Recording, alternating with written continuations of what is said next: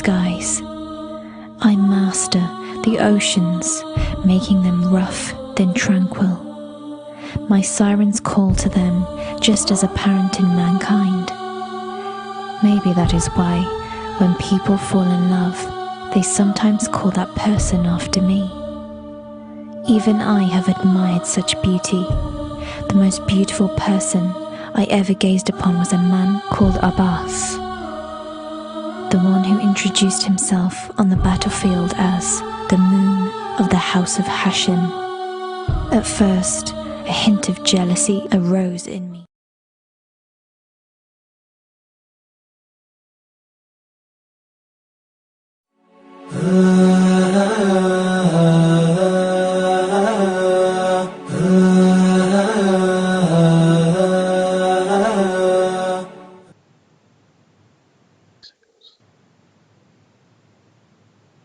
Assalamu alaikum wa rahmatullahi wa barakatuh. Welcome to Ahkam SOS, the show that discusses Islamic duties and practices. We'd like to extend our gratitude and our thanks for the patience with our viewers, considering these circumstances of self-isolation and quarantine, which the government have introduced in order to tackle coronavirus, which is actually a global pandemic.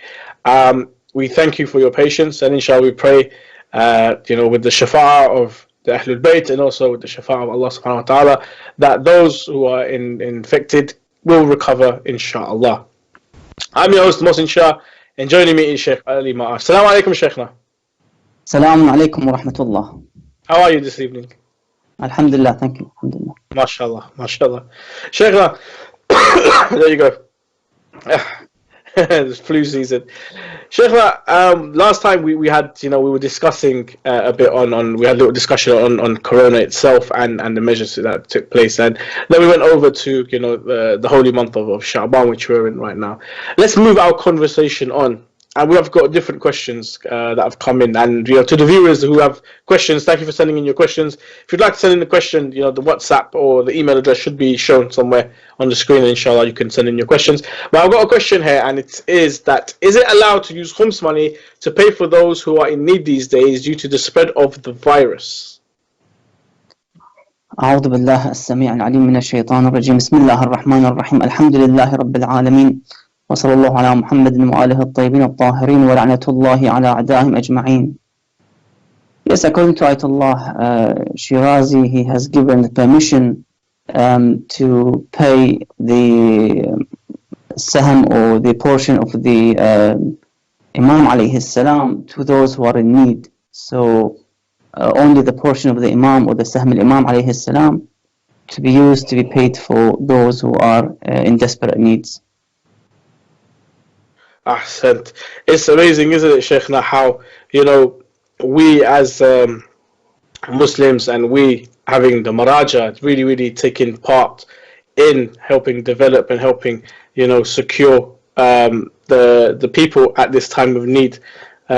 So the second question that I have, one second. Sorry. One who deliberately does not perform the adhan and iqamah prior to Salah, is it permissible for him to invalid his Salah in order to perform the adhan and iqamah? According to Ayatollah Khurasani, it is not permissible, and many other Maraja, it is not permissible for the individual to invalidate his Salah. It is a wajib act. You are inside a wajib act.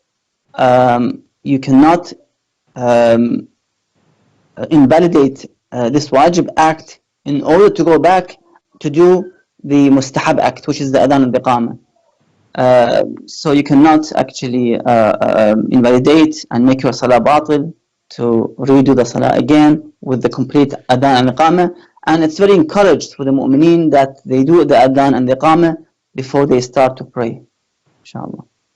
Ahsant. Yeah, Ayatollah Sheikh Wahid Khurasani, amazing scholar there, telling us in regards to the value and the authority of a wajib act upon a mustahab and so forth.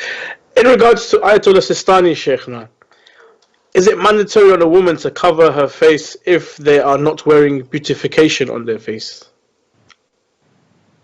Ayatollah Sistani mentions that it is permissible for the women to show their faces, and many of the ulama today and in the past, they've agreed upon that what is allowed from the woman to be shown is only the handcuffs and the face.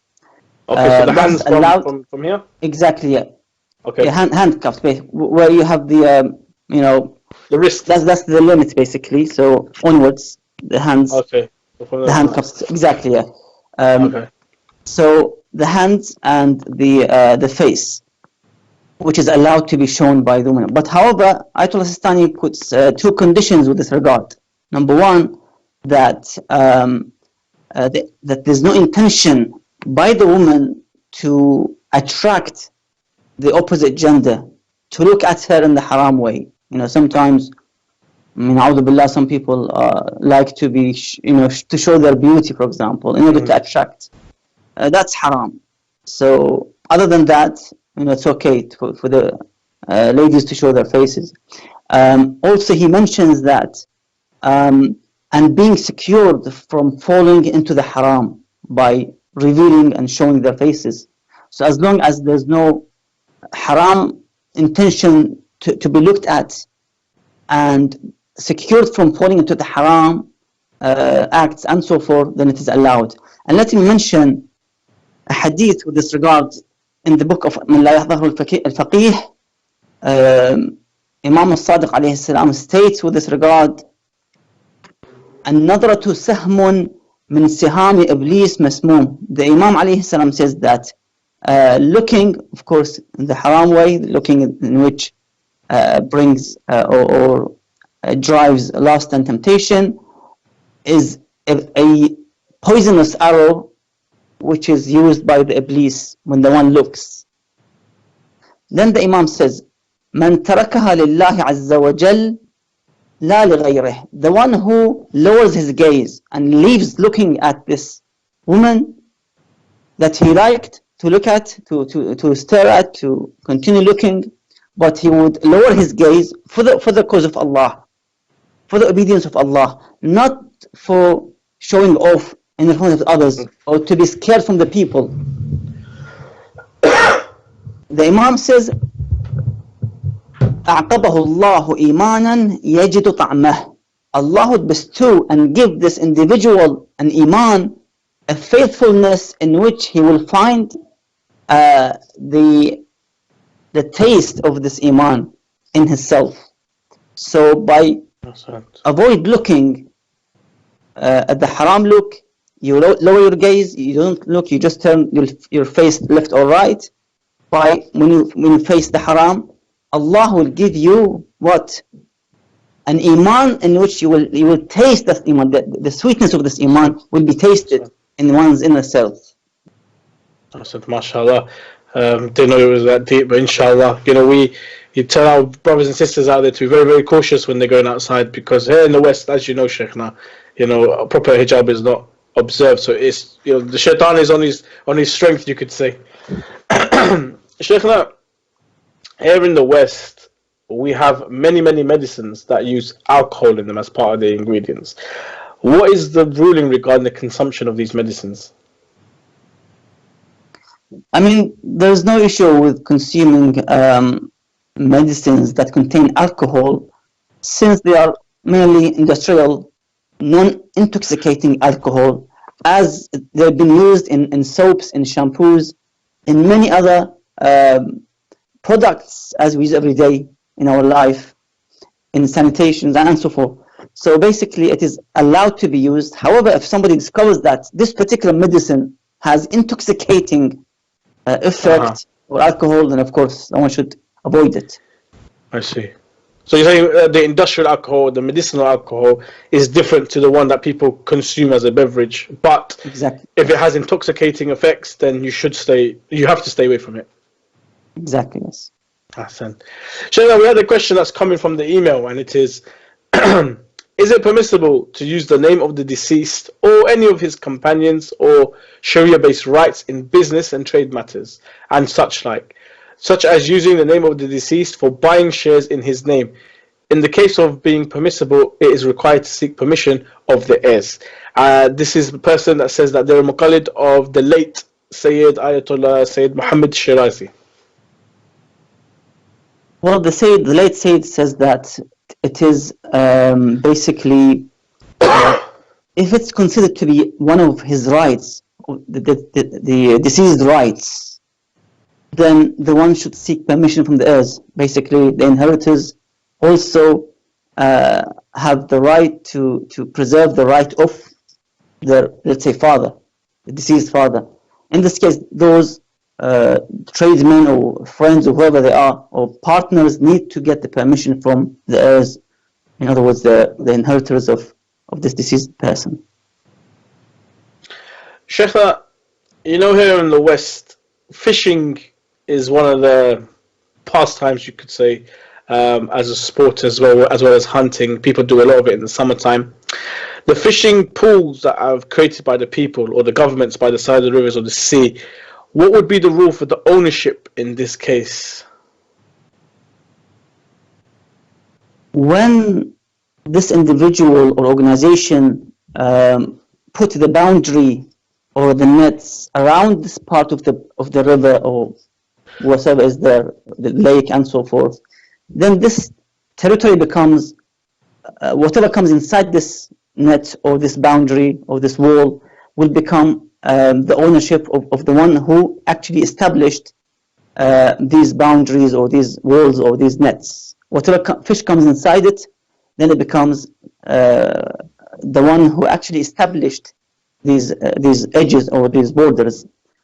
So whatever they put or whatever is being caught through these nets or boundaries, it is by the owner, owned by the owner himself, because you cannot actually take something that it doesn't belong to you. Mm-hmm. Since they have a place, a location, an area to be used for themselves, so they're allowed to put a boundary and same applies to the nets which are left 24 hours, overnight to catch fishes slowly. That is also whatever goes inside, although it's inside the sea, but because that net belongs to an owner, whatever comes inside that net becomes basically owned by that individual who owns that net. And same applies to catching birds, for example, in the nests, and so forth. Sheikh, I've got a tricky question. The next one is to do with Eid al-Adha and, with the sacrifice of the lamb. Now, as you know, millions of Muslims around the world celebrate Eid al-Adha and they give out meat. Sometimes the meat isn't consumed. Some people, because there's so much meat available, sometimes people take it and they freeze it and they use it at a later date. Is this acceptable? Are we allowed to sacrifice an animal that will not be used, will not be eaten? Instead, it will be stored, and maybe it's because there's so much meat, it's just going to get wasted or rot and be thrown away. So, what is it okay to store these meats and eat it at another date rather than giving it at the time of Eid? Yes, it is permissible for the one to take these meats and use them if they are not being used or disposed in anyhow. And you can see, for example, if you go to Mina, to the slaughtery house, for example, in Mina and Hajj time, inshallah, that the path towards the Hajj, inshallah, will reopen, inshallah, this year. So basically, when you see dozens and dozens of leftover slaughtered lambs and sheep, then you can take some and to take them, for example, to store them and use them. However, in some occasions you have conditions in which you need the permission. There's some parts which are owned by, let's say, by a group, the Hajj group, So maybe you have to ask permission from them. Can we use your meat? Because sometimes the groups, what they do, the group leader would take, a couple of sheep or lambs to the group themselves to the building, and they would use and cook these meats. So sometimes you need permission. Other than that, if there is no owner for it, then of course you can take them. Hassan. Thank you, Sheikh. We're going to go to a short break. Join us after the break, inshallah, as we continue our discussion here on Ahkam SOS. See you after the break. Assalamu alaikum wa rahmatullahi wa barakatuh.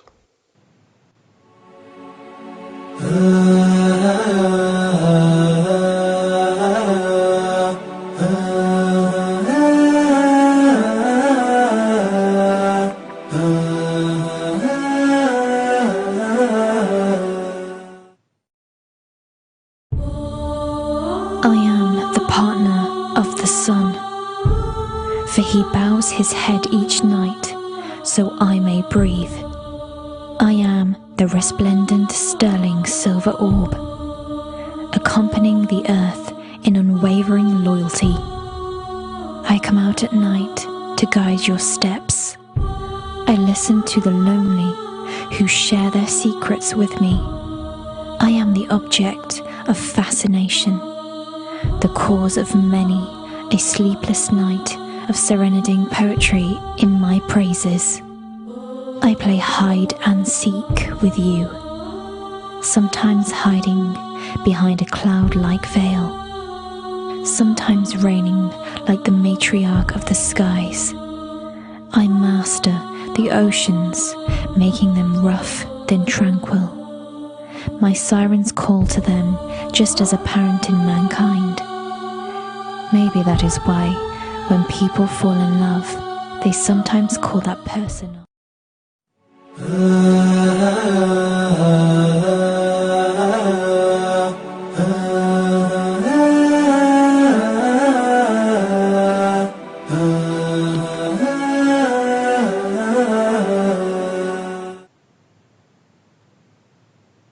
Assalamu alaikum wa rahmatullahi wa barakatuh. Welcome back to Ahkam SOS. I'm your host, Mohsin Shah. This is a live show, and obviously due to the quarantine and self-isolations, we've come to these measures that we had to give live shows from via our own houses rather than going into the studio. This is us helping with the government and the measures they've put in place in order to fight the coronavirus. We ask you, brothers and sisters, please be vigilant, be cautious, keep up your hygiene, wash your hands, stay indoors if you can, only go out if necessary, and keep clean, and because you do not want coronavirus spreading and going to your family members. We have already had a few members in our Shia community that have passed away from the coronavirus. We do not want this carrying on. Please be vigilant. I'm your host, Mohsin Shah, and with me is Sheikh Ali Mar. Assalamu alaikum, Sheikhna. Assalamu alaikum. Sheikhna, before we broke, we were discussing, different types of the sacrifice in regards to the lamb or the meat, any meat that we have during Eid al-Adha. Let's move on towards Islamic calligraphy. Now, I have seen people use Islamic calligraphy to make objects. We've seen people use special da'as to make out a lion or a tiger. Sometimes they use Quranic ayat and they'll draw it into like a shape of a ship and so forth. Islamically speaking, are these acceptable? Bismillah ar-Rahman ar-Rahim. If it is not considered to be as a disrespect, then there's no objection. I mean, if the Urf says it doesn't insult, for example, otherwise there's no issue with it. Oh, mashallah. I think when you go in ziyarah, especially in Iran and Iraq, there's loads of beautiful different du'as in ziyarah, especially when it comes to Imam Abdullah al-Sayyid, known as Safiyatul Najah. Sheikhna, if one observes one of the ma'soomeen in a dream, this is interesting. Does this carry any legitimacy, and is it an obligatory act upon it? So, if I see one of the ma'soomeens, if I'm blessed to see one of the ma'soomeens in my dream, is there any obligatory act that I'm compelled to do? Well, initially the dream is categorized in 3 sections. Number 1, you have the khabar, which is the news. So in the dream, you get the news of something's going to happen. The second category is bishara, which means glad tidings. So you're going to get something in the dream they would tell you you're going to get something, for example. You meet your loved ones and so forth. Number 3, أضغاث أحلام, as the Quran states, that it's a vain dream, it's just a nonsense dream, in other words. So to see the Ma'soom alayhi salam, and it's an honor for the one to meet his master in the dream, but in all cases that doesn't carry legitimate hukum or shari'i law that we have to do it, So it's just that it gives you some kind of connection to the Imam. He's delivering to you a good news, for example, or just general news about something is going to happen, or to give you an okay that you are on the right path, for example, to give you a guidance, confirmation. For example. Confirmation, exactly, in some cases. But to, for example, take a hukum shari'i from the dream that I have to go tomorrow to Karbala, for example. I've seen the dream. I have to be there tomorrow, in somehow. That doesn't actually give, part of the hukum shari'i. So. I see.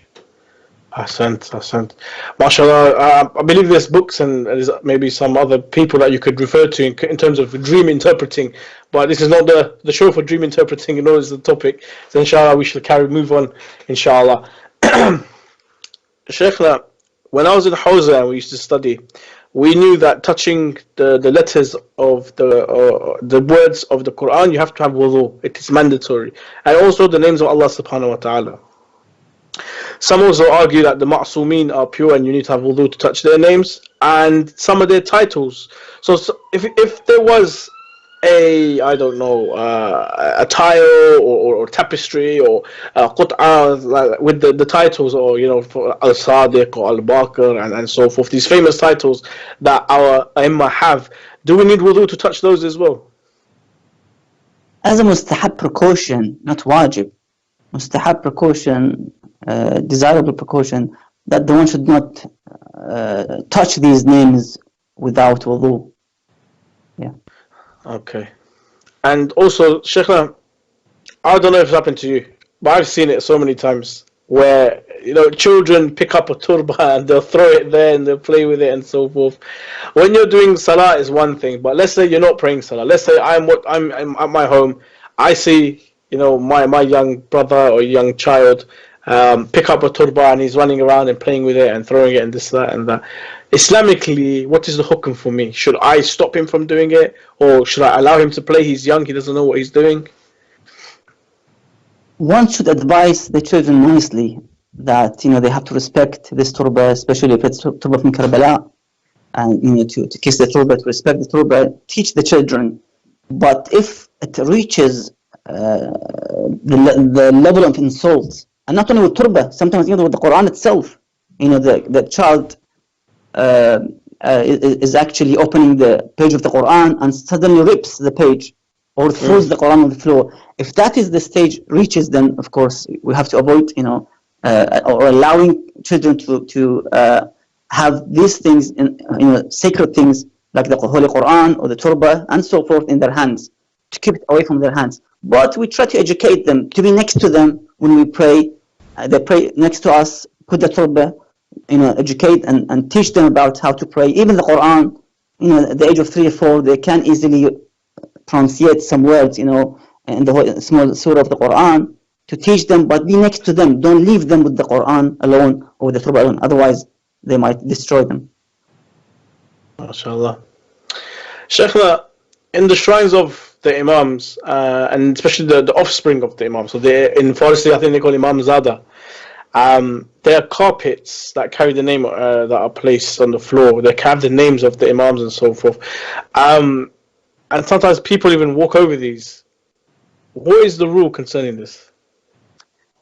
Well, this is disrespectful for these sacred names, and if so, it might lead to haram as well. So if it's the hetic, as they say, disrespecting and hetic hurma of sanctity, then of course they have to be removed. Those trustees or